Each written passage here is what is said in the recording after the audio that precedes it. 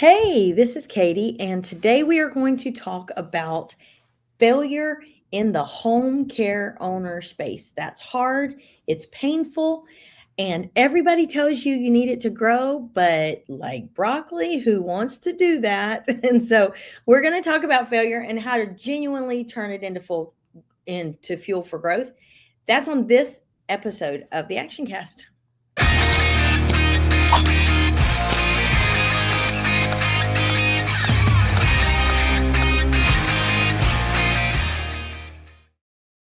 So here we are. Welcome to the Action Cast. Today we are going to be talking to Clint. Clint is the co-founder of Home Care Ops, and that is part of the Home Care Owner Network that seeks to serve home care owners as they scale and they grow, and we especially focus on not making it just a one-time success, but making it something that you can repeat. And so I have the opportunity to work with Clint a lot. And part of when I found out I was going to be able to talk to you today, I was excited because there's all these huge things, and you're the systems guy and the processes guy, and you make people, millionaires just because, you put this system in, and that's so exciting. And there's so much to talk about, and there's so many tactics that I hear you talk about all the time. But when you really have opportunity to know somebody like you personally, who is a genuinely successful entrepreneur, there are so many soft skills that are associated with that people don't talk about that much because it's not a tactic that you can easily put on a marker board. It maybe doesn't make the coolest sounding hashtag, but there's a lot of soft skills that are associated with that. And really, those soft skills are what has actually made that person successful. And so, when I was really thinking about it and wanted to make the most use out of the time getting to talk to you, I thought about a conversation I had where we were having old war stories about being poor, and we were having this thing where we were like, I was so poor, I did this, and I was so poor, I did that. And man, that failure felt so nostalgic when we were talking about it. And when it had these good feelings. But when I kind of removed myself, I realized, you know what? In the moment, that hurt. And it didn't feel like it was ever going to feel good again. It's like a bad relationship. It doesn't ever feel like it's going to be okay again. So, as home care owners, we get in that space where sometimes we have failed royally. And all over the entrepreneurial space, people talk about you have to fail to win. Failure is your surest path to success and all that. But that's really difficult to embrace when you're in that moment where there's a real failure that is in your life. So I would like the opportunity to ask you, as somebody who has real wisdom in that headspace, about how do you embrace on a practical level the wisdom and lessons that you learn in failure without dragging all that emotional weight with you, without not having the 20 years, afterwards that you've slowly bound your wounds and healed here. In entrepreneurial space, you have to heal faster than that because success requires it. So how do you do that? How do you approach failure but not pull that emotional weight with you? So I love this question. And I also appreciate that in this conversation, it is, what do I want to talk to him about? I have watched that sucker fail a lot. Like, I appreciate that concept because you fail in business. And, there's this maxim that failure is not an option, right? You only fail when you quit. You only write all this, and we put all of this stuff together. But the reality is, failure isn't an option. It's an inevitability. You're going to fail. You're 100% going to fail. And it sucks. It sucks every time. No matter how long or how often you failed, it sucks. But the reason it sucks and the reason it holds us down is because we feel a personal responsibility for the failure. And I mean, that's why there's so many different billboards and signs of It took me 10,000 times to make a light bulb, right? We look at that as inspiration, but I guarantee you 9,997, he was like, stupid mother. Like, I mean, he was probably super upset about it. So yes, failure is not an option. It's an inevitability. And something I learned years ago from Dean Graziosi is he always says when you fail or something goes wrong, it's not failure, it's research and development. Because you simply have the opportunity to say, okay, what went wrong? What's the gap? And how can I fix it? To me, this is like the quintessential skill. When you talk about soft skills, I think it's such a great concept. But the soft skill here is recognizing that failure is not a personal insult or a personal attack. And I can tell you, and I'll be vulnerable about this. I struggled with this for a long time. It's probably still my biggest struggle is when things go wrong as an entrepreneur, as an owner. I'm like, oh my God, my team's not going to trust me anymore. They're going to think I'm not taking them down the right road. This isn't the right way to go. I mean, even in marriage, right? My wife, oh man, this was a bad decision. She's not going to trust my decisions moving forward. It's always going to be this game. All of that comes in, and it has nothing to do with the failure. It has nothing to do with that the contractor sucked, that it was just not the right game plan at the time, that maybe we didn't have all the information, right? It has to do with I feel vulnerable and personally attacked. So how you transition from failure to function, what I call going from failure to function, is recognizing that failure is leverage. Failure is actually a glaring example of the path ahead. This, to use Edison, this element didn't work. Okay. Now I have a path ahead because now I'm going to try this other thing. Now I'm going to try this other thing. And what I found to be true is people that are successful and people that are not successful have one defining difference. The people that are successful failed and got up one more time than the people that didn't. And the reality is you actually have to fail faster. And this is a concept that's super, super hard to understand. But it's what I call the speed of success. Okay. So the speed of success is in its shortest form. If you ever want to succeed at anything in your life, this is how you have to do it. The speed of success. You have to think it, do it, fix it, and then repeat it. That's it. And the reality is success happens when you go through that quicker. I'm going to think it. I'm going to do it. I'm going to fix it. And then I'm going to do it again until it breaks again. And then I'm going to fix it again. Right? The ultimate understanding of success is that it's not an achievement. It's a result. And once you understand that success is a result, it's just a matter of figuring out and the next step is.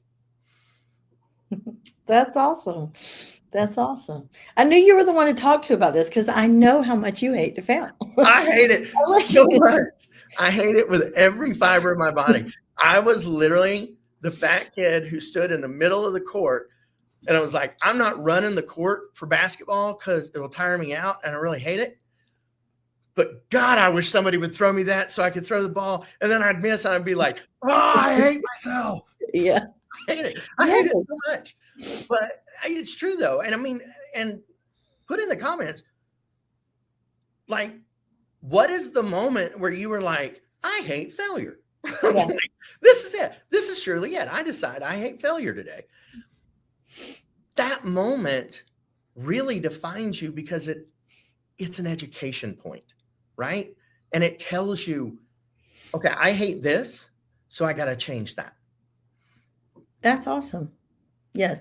And I will say, like, wisdom is wisdom, and it applies in so many areas. And in my background, as part of my Christian faith, there's a scripture that talks about a good man falls 7 times in one day. And I used to think that's a lot of times for one day. Because it doesn't only give the amount of times, it gives like a time, like it's happening quick here. And that goes right to what you said of like, you actually have to learn to fail faster. And it's not avoiding, it's not pain avoidance. It's like building up those muscles of growth. I love that. And there's something about failing faster. So that doesn't mean you're failing stupidly, right? Good point. Good point. That doesn't mean I'm going to do a bunch of stupid crap that is going to cause me to fail. And if I fail enough times, I'm going to succeed. No, that failing faster means you think it, you do it, you fix it, you repeat it. Failing faster is just simply reducing the amount of time between those steps. So failure, every system will fail. You know, I'm a systems guy. I love systems.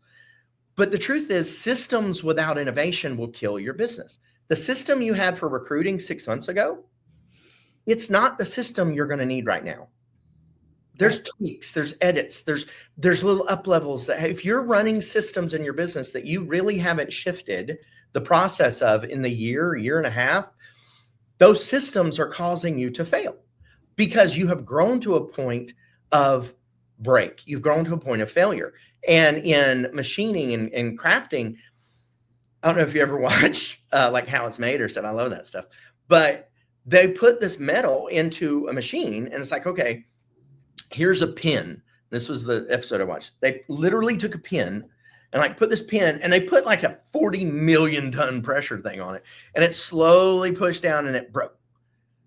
Then they went back to the drawing board, figured out what they needed to fix to get a little bit more structure, a little bit more resistance. And they eventually got it to where they were satisfied that the amount of time, effort, energy, and money it's going to take to make this pin even more is not going to be the price market, right? So there wasn't a value train there.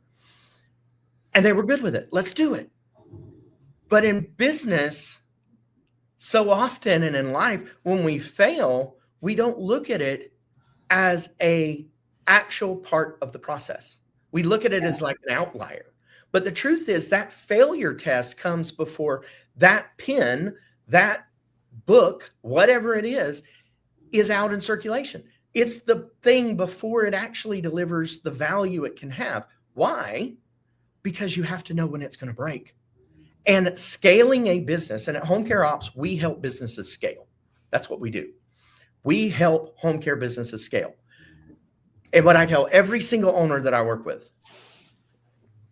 I can promise you that in the next 30 days, 90 days, things are going to break. Things are going to fracture.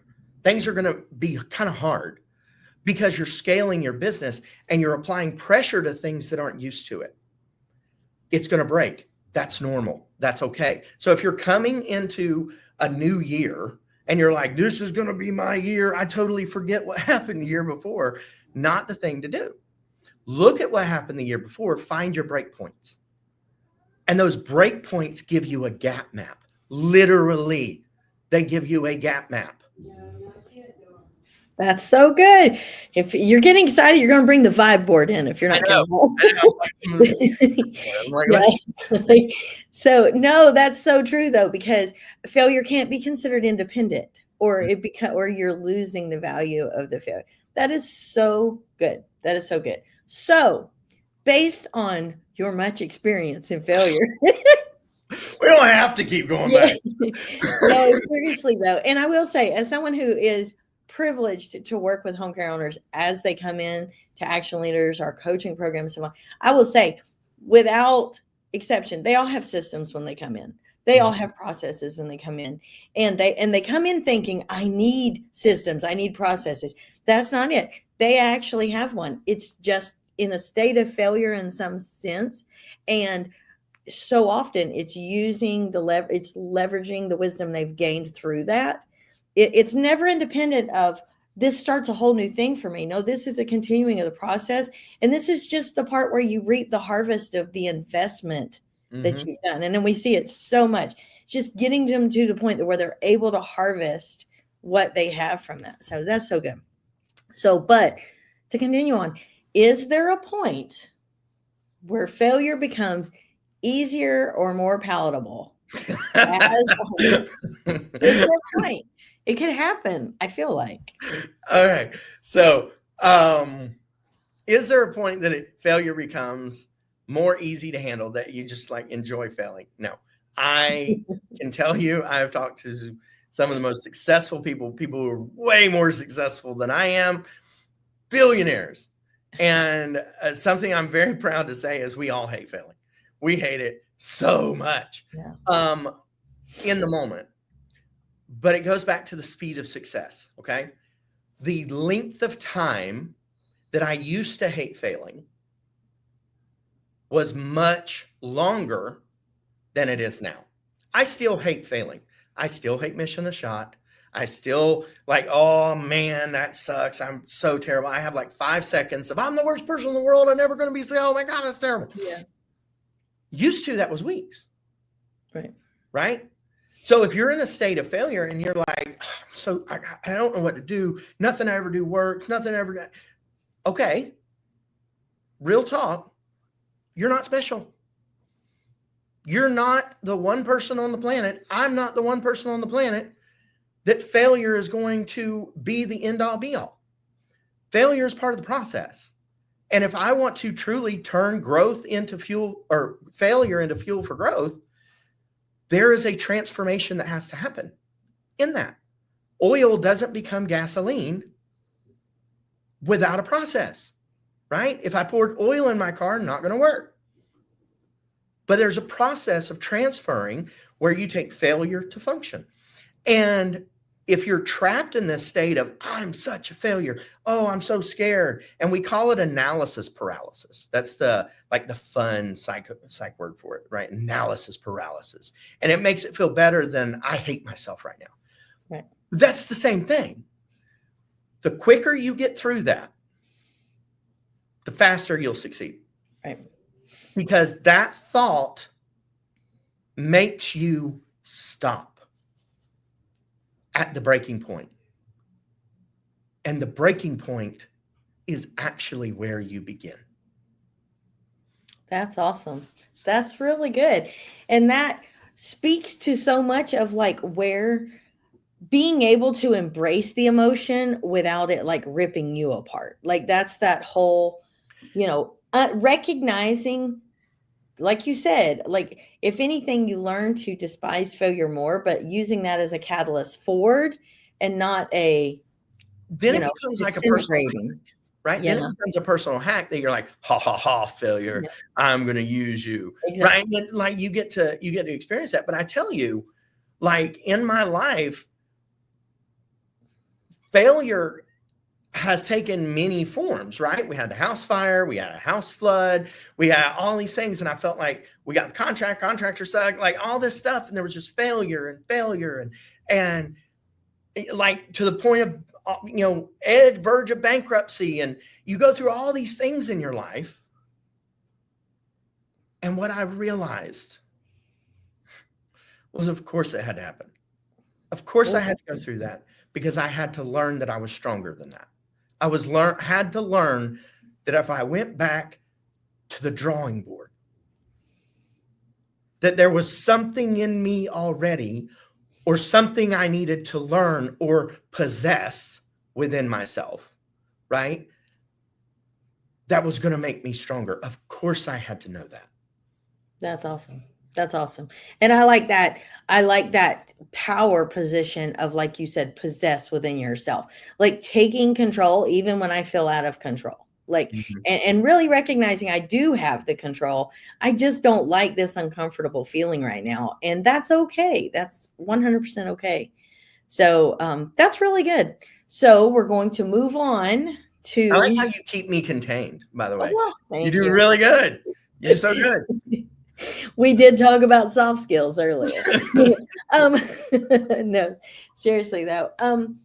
But I will say this. What is your, and this is the point I've been trying to get to. This is like my internal, like, because I'm excited to hear this personally, because I have heard you speak and give wisdom in so many situations and talk to so many home care owners.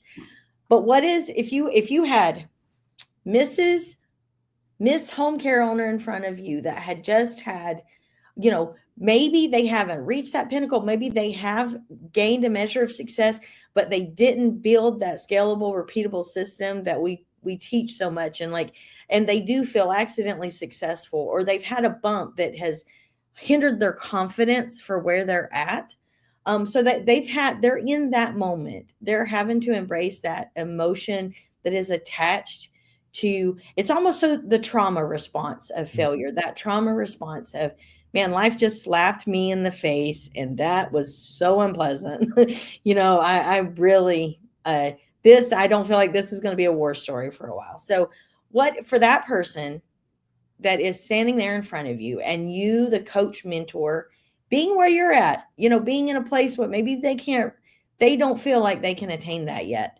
But what's your best advice for getting the most out of that failure, but not living in the mindset that failure naturally brings to the table?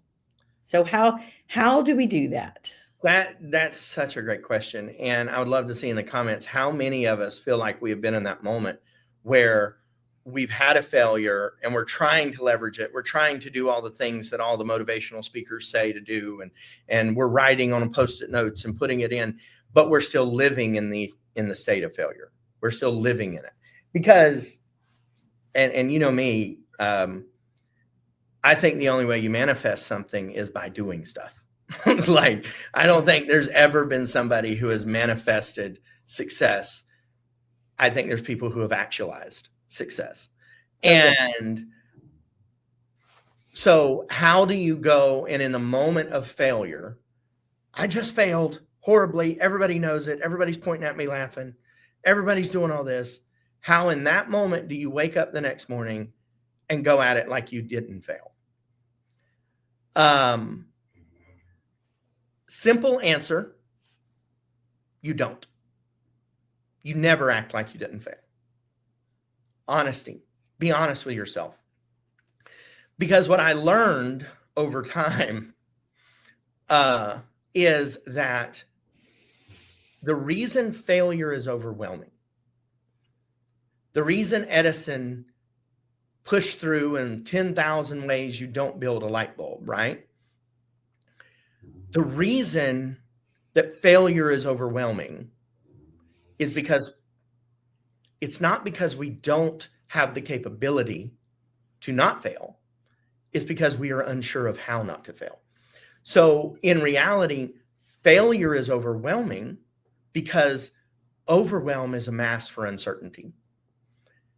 And when you fail, you feel like you tried everything you knew, but it didn't work. How can you go do better at things you don't know how to do better at? Or if you do know how to do better, how are you going to get your team to believe it? How are you going to get your team to back it up? Right? How you actually leverage failure. And if I was standing in front of a home care owner, and actually I was just the other day, so I was talking to a home care owner, and they went from 20 million to 7 million over the course of some years, and just reduce. And they were like failure after failure after failure, and they were going through it. And I asked one question, and it's the question I would ask the owner I'm standing in front of right now. What is your of course moment? What's the moment that you were like, of course, that had to happen? See, in my life, what I've experienced, the failures that I have had, of course, that had to happen because I needed to know that part of me needed to grow. Of course, that happened. We haven't grown clients in a year, in 6 months. We haven't been able to keep steady recruits. We haven't retained caregivers. We failed. Of course, Because we're waiting 14 days to get them onto a shift. Of course it is because of this. Of course it is because of that. So if you are standing in a moment of failure and you're looking to the horizon and you're saying, okay, I'm not going to live in this failure. I'm going to get out of this failure. How you do that is find your of course. Now, that's hard to do. It's not an easy thing. It's a simple thing, but it's not an easy thing. You have to find the moment that you're like, of course this broke. Of course this. And that's an acknowledgement that things went wrong. It's not that pride of authorship, right? It's like, oh, my plan was so great. Look at all the beautiful little pieces. I'm going to put it back together and make a mural. And this vase is now more expensive because no, that vase shattered. Mm-hmm. The value of the vase that shattered is not that it was put back together. It is that it was put together with the intention of working. So if you are in a moment of failure and your vase shatters, right? And if you don't know what I'm talking about, there's this vase that breaks and they put it back together. It's worth more, right? They also use gold to put it back together. Of course, it's worth more. The reason it's worth more is not because it was put back together. It's because it was put back together with the intention of working. So pick it up, think it, do it, repeat it, or think it, do it, fix it, repeat it. Again and again and again. That's awesome. That's like, don't lose the overall mission in that. That was so good. That like to remember that the functionality is the important part, not the emotions of the moment. Yeah. That's so good. That is so good. So I've had experience. This is why it is so important to talk to people who have been there, done that.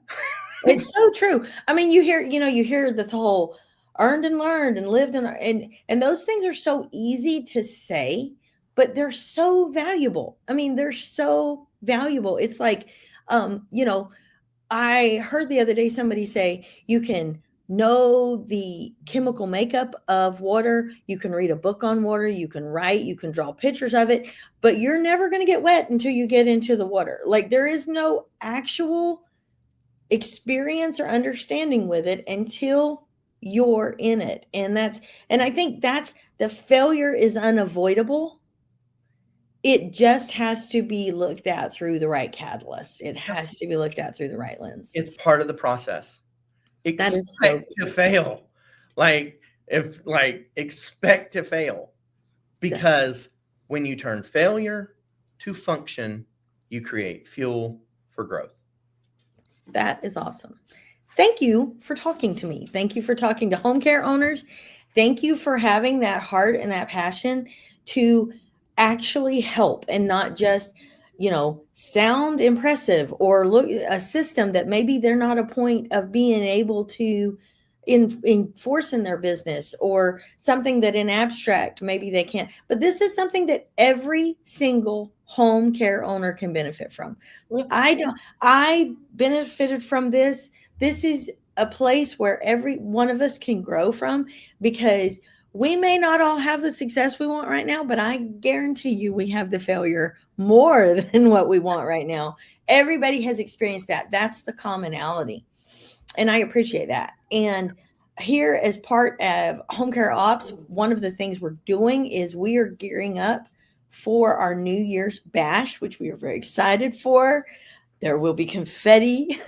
No, it is a virtual bash that we do every year. And it is too, as part of our mission and our passion, to help home care owners connect. And in this age, we are blessed to be able to do that virtually. So on coming up here, if you go, yes, thank you. We'll put the link. We put it here, and then we'll also make sure and put it in the comments. I will make sure and put it in the comments for you. That home care owner bash is actually meant to facilitate You networking and connecting with hundreds of home care owners, not your competition down the street where both of you have to be guarded, not this, but this is actually one of the benefits of technology is that virtually we can connect with home care owners who are in the same position. Maybe they've grown past it. Maybe there's some wisdom you can impart. And for those of you that are going to be part of the Home Care Owner Bash, Clint is going to be there helping. Jessica is also going to be there helping lead and guide home care owners into this next year. And I really encourage you to look at it through the lens of what Clint has taught today. To whatever that thing that is trying to pull itself along with you from last year, don't look at it as a weight. Look at it as, like he said, research and development. Train your mind to say research and development every time. And that, I think, if you operate in the Home Care Bash and come and network with home care owners through that lens, you will, for just that couple hours time, you will get so much of a benefit. It's crazy the things that come out of that Home Care Bash, and people say, this changed my whole year. This changed. It really is crazy. Because it's not just about teaching, right? You mentioned it. They go into breakout rooms. Right. They actually get to network and learn. I love it so much. It is. And it's so crazy that we're all out there trying to do this on our own and trying to like navigate, it's like a little tugboat trying to cross the ocean. That's crazy, So give yourself the opportunity to connect with these owners. This is an absolutely golden opportunity. I really, really highly recommend it. It's 100% free. Mm-hmm. It's 100% free. This isn't, this isn't a pay to play kind of, this is meant to connect home care owners together and help our industry as a whole. So I thank you for coming on and talking to us today. Thank you for being that person. Thank you so much. I so appreciate it. Yes. And I want to encourage each of you to stay tuned for the next episode of Action Cast. We are going to tackle things that home care, I promise you, we're going to deal with things that you are facing right now. This isn't future home care owner you. This is current home care owner you, wherever you're at. This is what we're going to do. I look forward to seeing you next time, and make sure and keep an eye out for that next episode, because this is what will take your home care owner journey and move it into the level that you want it to be. We will see you next time on the Action Cast.